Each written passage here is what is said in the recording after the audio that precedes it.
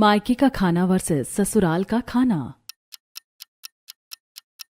रात के 2 बज रहे थे। पूरा शहर गहरी नींद में था, लेकिन नंदिनी की आंखें खुली थी। पंखे की आवाज भी उसे किसी शोर जैसी लग रही थी। नंदिनी उठी और उसने धीरे से अपने कमरे का दरवाजा खोला। उसके पैर कांपते हुए रसोई की तरफ बढ़ रहे थे।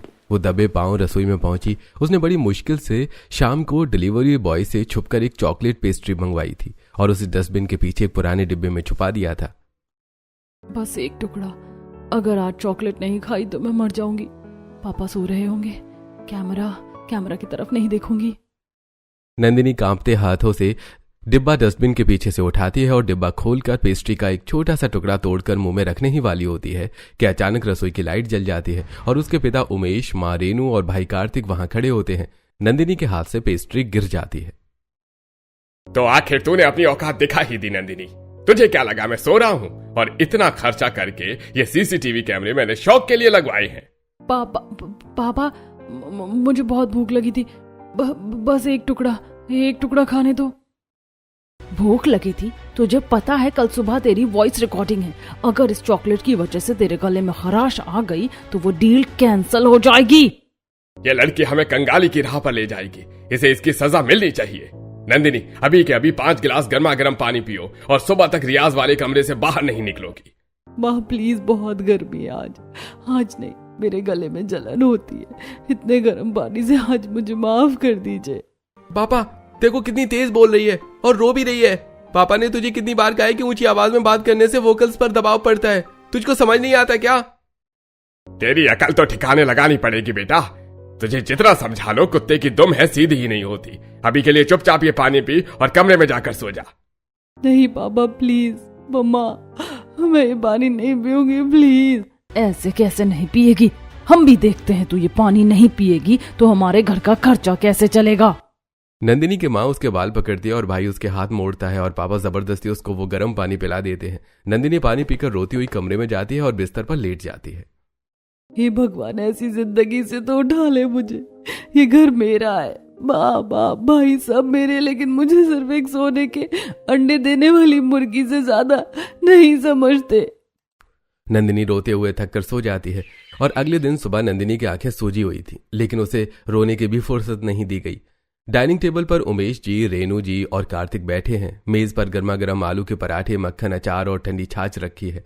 कार्तिक मजे से पराठे पर मक्खन लगाकर खा रहा है। नंदिनी वहां आती है। Good morning mummy. Good morning पापा। आवाज भारी लग रही है। रात को पानी ठीक से पिया था या बहा दिया? बैठ यहाँ। रेनू जी नंदिनी के सामने एक कटोरे में बिना नमक मिर्च की उबली हुई लौकी और एक गिलास गुनगुना पानी रख देती हैं।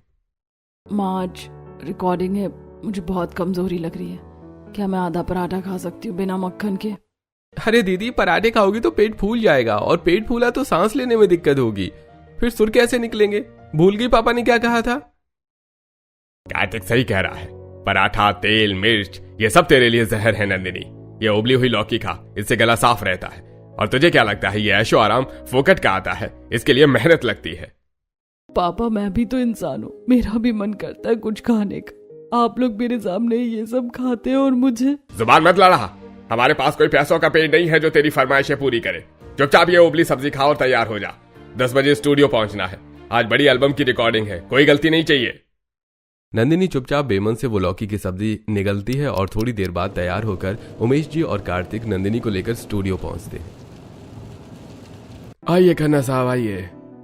कोहिनूर आ गई। नंदिनी, आज के गाने में वो फील चाहिए, समझ रही हो ना तुम? जी सर, मैं कोशिश करूंगी। रिकॉर्डिंग शुरू होती है। उमेश जी और कार्तिक बाहर शीशे के उस पार सोफे पर बैठे समोसे और कोल्ड ड्रिंक का मजा ले रहे हैं। प्रफुल्ल स्टूडियो के अंदर नंदिनी के पास जाता है। नंदिनी, सुर थोड़े ऊपर जा रहे हैं, यहां से गले के पास से आवाज को कंट्रोल करो। प्रफुल्ल अपना हाथ नंदिनी के गले और पीठ पर फेरने की कोशिश करता है। नंदिनी डरकर पीछे हट जाती है और गाना रुक जाता है। सर, आप ये क्या कर रहे हैं? प्लीज दूर हटिए। अरे डरो मत, मैं तो बस तुम्हें सिखा रहा था। इतना बड़ा ब्रेक दे रहा हूं, थोड़ा कॉम्प्रोमाइज तो करना पड़ता है। नंदिनी भागकर स्टूडियो से बाहर आती है जहां उसके पापा और भाई बैठे हैं। पापा, चलिए यहाँ से।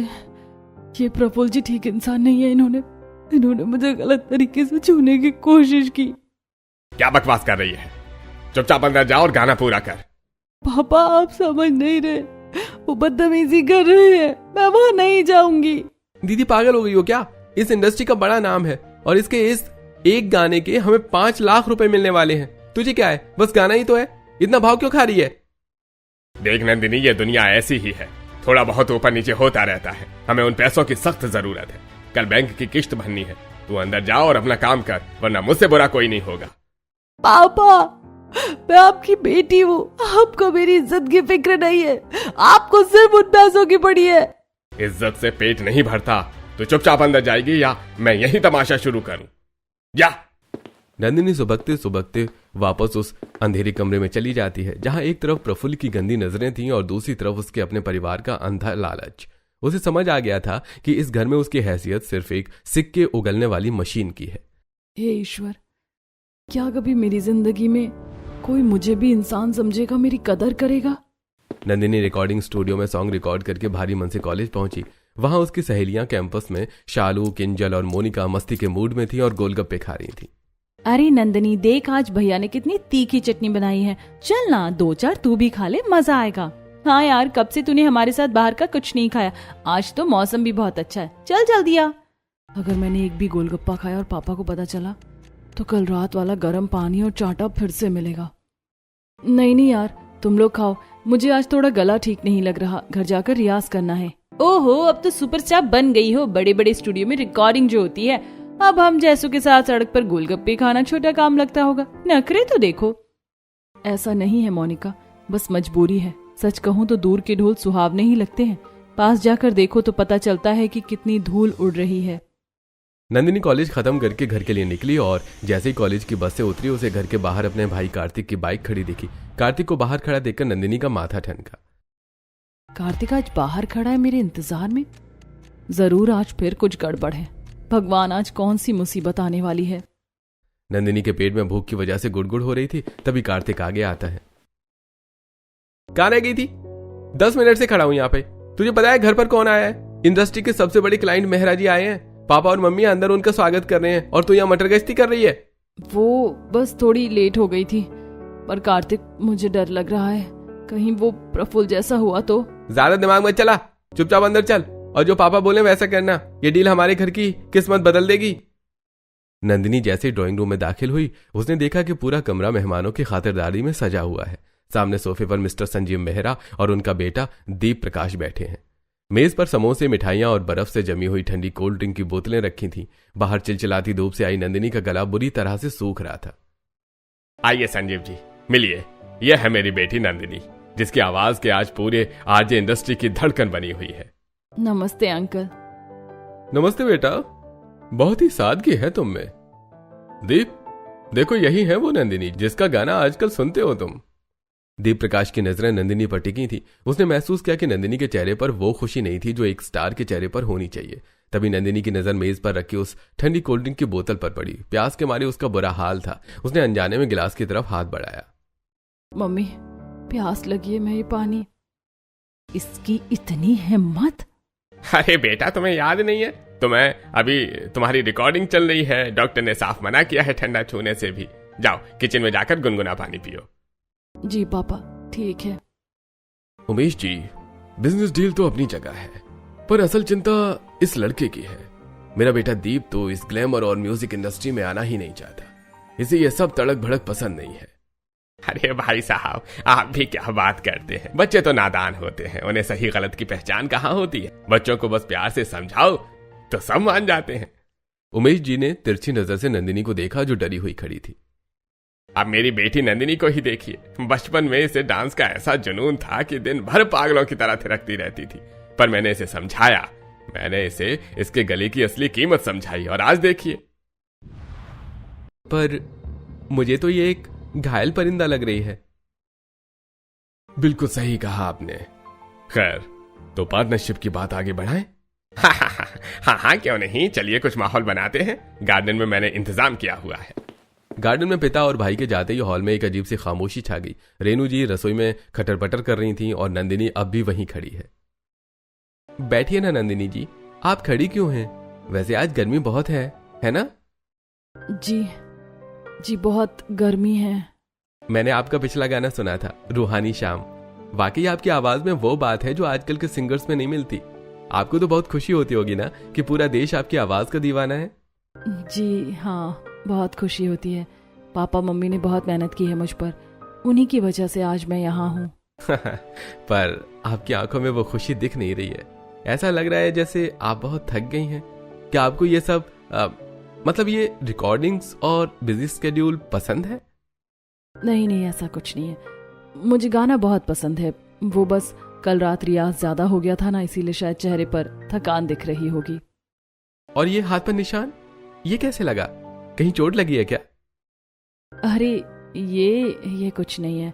वो बस रसोई में काम करते वक्त दरवाजे से टकरा गई थी। दीप को लगा कि नंदिनी कुछ छुपा रही है और उसने ज्यादा कुरेदना ठीक नहीं समझा। थोड़ी देर बाद मीटिंग्स खत्म हुई।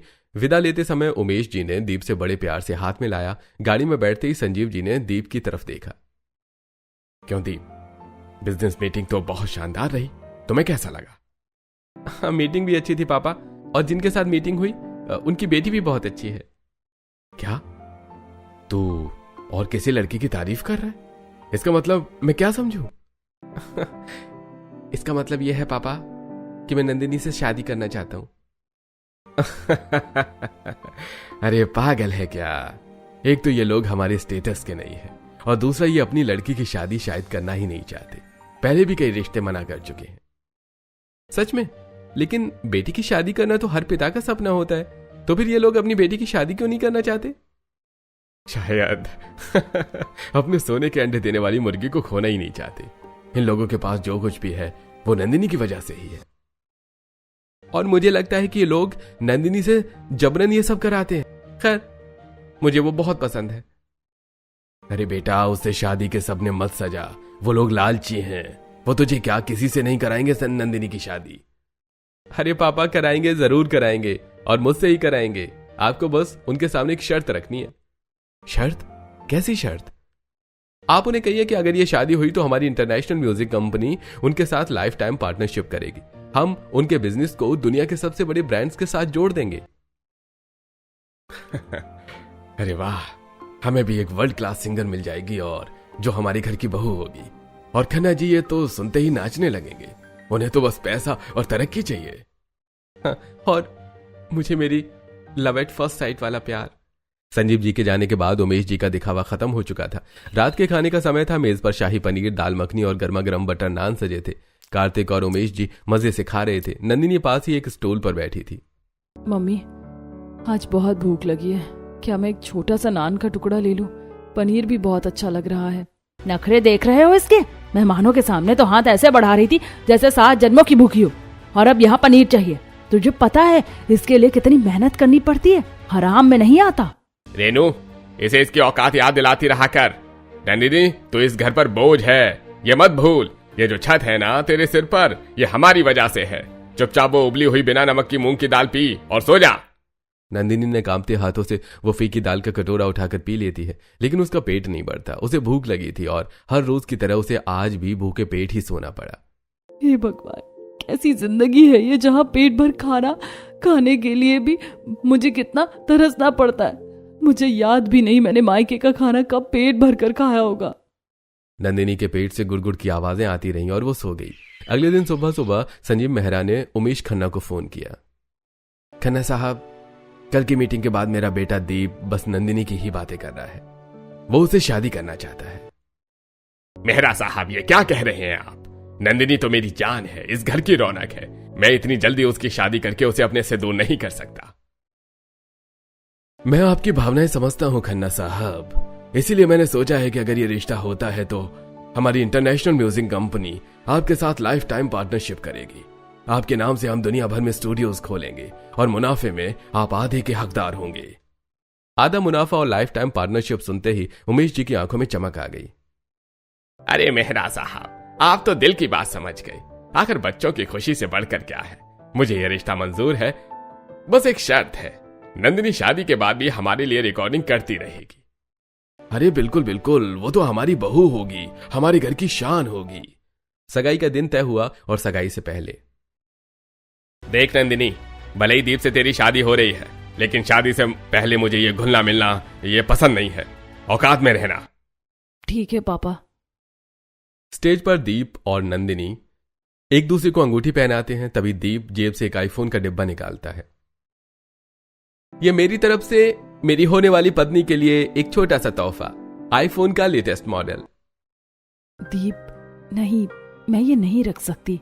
अगर उन्होंने ये देख लिया तो वो मेरा गला दबा देंगे। अरे बेटा, इसकी क्या जरूरत थी? नंदिनी को फोन की आदत नहीं है। अरे क्यों नहीं पापा जी, अब वो मेहरा खानदान की बहू बनने वाली है और मैं अपनी पत्नी से जब चाहे बात करना चाहता हूँ। उम्मीद है आपको कोई एतराज नहीं होगा। अरे नहीं नहीं नहीं, बिल्कुल, रखिए बेटा रखिए। अब हम दोनों इसी से बात करेंगे। मुझे तुमसे बहुत कुछ पूछना है। सगाई के बाद ये पहली रात थी जब नंदिनी के पास अपना खुद का फोन था। वो डरते डरते बालकनी में आई जहां अंधेरा था ताकि कोई उसे देख न सके। तभी फोन की स्क्रीन जगमगाई। दीप कॉलिंग। नंदिनी का दिल जोर से धड़कने लगा। हेलो। हेलो, जागी हुई हो? मुझे लगा शायद तुम सो गई होगी। नहीं, बस नींद नहीं आ रही थी। नंदिनी, कल से नोटिस कर रहा हूं तुम बहुत कम बोलती हो और जब बोलती भी हो तो ऐसा लगता है जैसे हर शब्द नाप तोल कर बोल रही हो। इतनी डरी डरी क्यों रहती हो तुम? कोई परेशानी है? नहीं दीप जी, ऐसी कोई बात नहीं है। बस नए लोगों से मिलने में थोड़ी झिझक होती है मुझे। झिझक और डर में फर्क होता है नंदिनी। खैर कोई बात नहीं, कल सुबह मैं तुम्हें लेने आ रहा हूं। हम कहीं बाहर चलेंगे, शायद तब तुम खुलकर बात कर पाओ। फोन पर सब नहीं बता पाऊंगी, कभी मिलेंगे तब बताऊंगी। अगली सुबह दीप अपनी गाड़ी लेकर खन्ना हाउस पहुंच गया। उमेश जी मेहरा खानदान के लालच में मना तो नहीं कर पाए, पर उनके चेहरे पर चिंता साफ थी। वो नंदिनी को गाड़ी तक छोड़ने आई। बेटा ले जाइए इसे, पर जरा ध्यान रखिएगा, बड़ी नाजुक है मेरी बेटी। जैसे ही दीप गाड़ी का दरवाजा खोलने बढ़ा, उमेश जी ने नंदिनी का हाथ पकड़कर उसे अपनी तरफ खींचा और फुसफुसाकर बोले, जुबान पर काबू रखना और याद रहे, एक बूंद ठंडा पानी या बाहर का कुछ भी कचरा मुंह में गया तो कल की रिकॉर्डिंग का नुकसान तेरी खाल उधेड़ कर पूरा करूंगा, समझ गई? जी जी पापा। दीप नंदिनी को एक बहुत ही खूबसूरत कैफे में लेकर गया। वहां चारों तरफ खुशबू थी और लोग मजे से अपनी मनपसंद चीजें खा रहे थे। यहाँ चॉकलेट ब्राउनी और कोल्ड कॉफी बहुत मशहूर है। क्या मंगवाऊं तुम्हारे लिए? नहीं नहीं, मुझे कुछ नहीं खाना, मैं ठीक हूँ। अरे कुछ तो लो, थोड़ा सा केक या कम से कम जूस। प्लीज दीप जी, मुझे कुछ मत खिलाइए। अगर मैंने कुछ खाया तो मेरा गला खराब हो जाएगा और पापा मुझे मार डालेंगे। मार डालेंगे? सिर्फ एक केक खाने के लिए? नंदिनी आखिर बात क्या है? तुम इतना क्यों डरती हो उन लोगों से? ये डर आज का नहीं है दीप जी, ये तब शुरू हुआ था जब मैं सिर्फ 5 साल की थी। मुझे याद है मैं बारिश में नाच रही थी और बड़े मजे से काला कट्टा गोला खा रही थी। मैं अपनी ही धुन में कुछ गा रही थी। नीले गगन के तले झूम झूम के मन नाचे। तभी म्यूजिक डायरेक्टर विकास उमेश जी से मिलने आते हैं और गाड़ी से नीचे उतरते हुए, ठहरो खन्ना साहब, जरा इस बच्ची की आवाज सुनो। ये सुर, ये ठहराव, ये तो पैदाइशी कलाकार है। अरे ये तो बस ऐसी ही पागलपंती करती रहती है, मेरी ही लड़की है। ये पागलपंती नहीं है खन्ना जी, इस बच्ची के गले में साक्षात सरस्वती का वास है। अगर इसे तराशा जाए तो ये आपको करोड़ों कमा कर दे सकती है। ये लड़की नहीं, नोट छापने की मशीन है। बस इसके गले को ठंडी चीजों और कचरे से बचा कर रखना। उमेश जी की आंखों में अचानक लालच की चमक आ जाती है। वो तेजी से आगे बढ़ते हैं और छोटी नंदिनी का हाथ झपट कर पकड़ लेते हैं।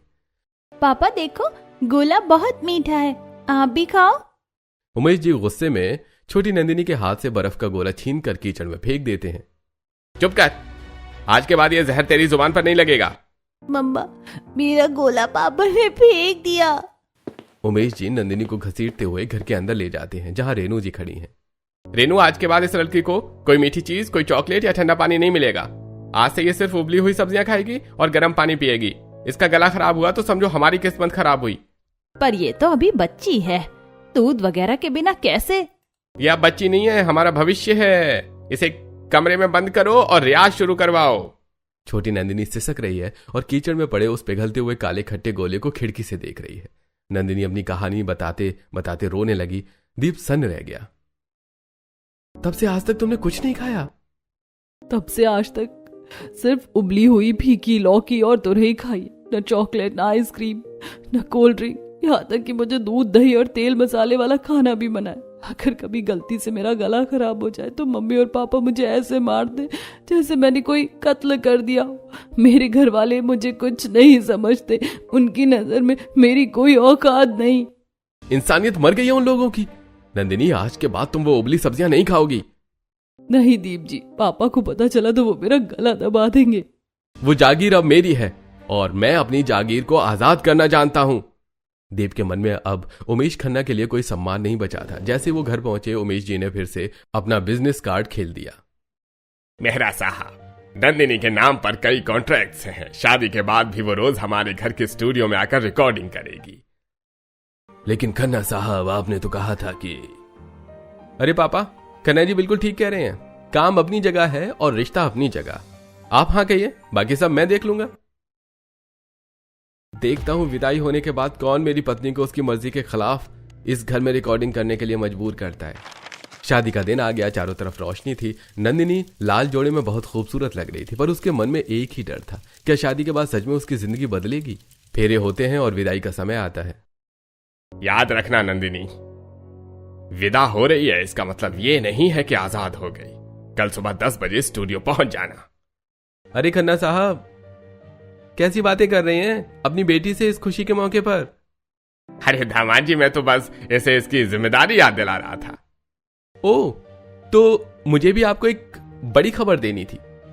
मुझे आज ही लंदन का एक बहुत बड़ा प्रोजेक्ट मिला है। हमारी पूरी कंपनी और परिवार कल सुबह की फ्लाइट से हमेशा के लिए लंदन शिफ्ट हो रहे हैं। क्या?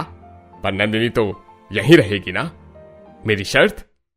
पापा, नंदिनी अब मेरी पत्नी है और कानूनन एक पत्नी जहां चाहे अपने पति के साथ रह सकती है। आपकी रिकॉर्डिंग्स का क्या है, हम ऑनलाइन देख लेंगे या कभी जब मन होगा तब। फिलहाल आप अपनी बेटी को खुशी खुशी विदा कीजिए। उमेश जी का चेहरा देखने लायक था।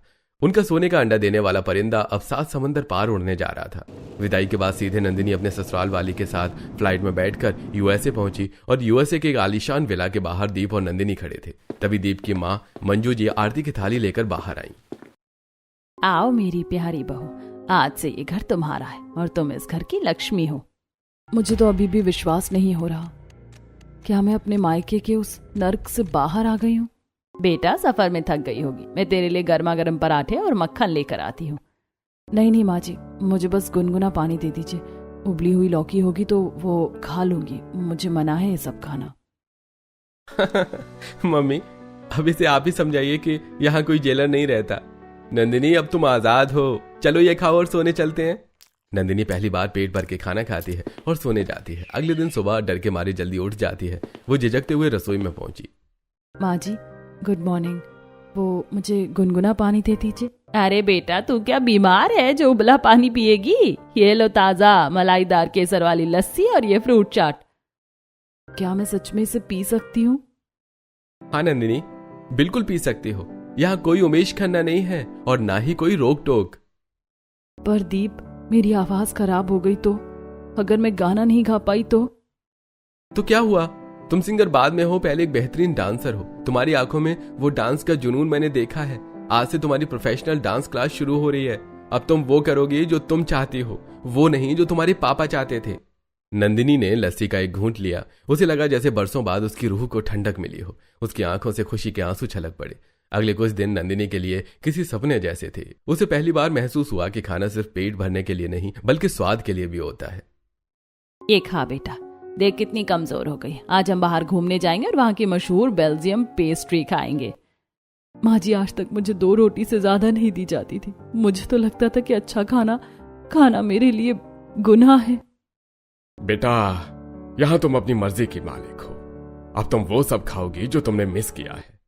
दीप नंदिनी को अपने साथ न्यूयॉर्क लेकर गया, जहां टाइम्स स्क्वायर की चकाचौंध देखकर नंदिनी की आंखें फटी रह गईं। उन्होंने न्यूयॉर्क की मशहूर चीज केक और इटालियन पास्ता का आनंद लिया। उसके बाद दीप उसे डिज्नीलैंड ले गया, जहां नंदिनी ने एक बच्चे की तरह कान वाला बैंड पहना और खूब नाची। दीप, मुझे यकीन नहीं हो रहा कि मैं सच में ये सब कर रही हूँ।